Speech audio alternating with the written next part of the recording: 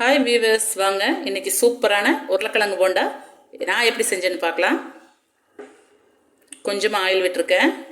கடுகு, சோம்பு, கருகாப்பிள், பச்சை மிளகாய், கொஞ்சம் சோம்பு, பச்சை பட்டாணி, மிளகாய்த்தூள், கரம் மசாலா, கொஞ்சம் உப்பு, இன்னும் கொஞ்சம் காரம் வேணுன்னா வரமிளகாத்தூள் போட்டிருக்கேன். 1/2 கிலோ உருளைக்கிழங்க வேவிச்சு எடுத்து பொடிச்சு வச்சுருக்கேன். அதையும் போட்டு கலக்கலாம். அது ஆறட்டும். அதுக்குள்ளே இந்த பக்கம் ஒரு 1/4 கிலோ கடலை மாவில் உப்பு சேர்த்து இந்த பதத்துக்கு நல்லா கலக்கிக்கலாம். போண்டா மிக்ஸ் இருந்தாலும் கலக்கிக்கங்க, கடலை மாவு இருந்தாலும் ஓகே. பாருங்க, இந்த பால் சைஸில் உருண்டை பிடிச்சி வச்சுருக்கேன். உங்களுக்கு என்ன ஷேப் வேணுமோ உருண்டை பிடிச்சிக்கோங்க. அவ்வளோதான். மாவில் கலக்கி போட்டு எடுத்தால் சூப்பரான உருளைக்கிழங்கு போண்டா ரெடி.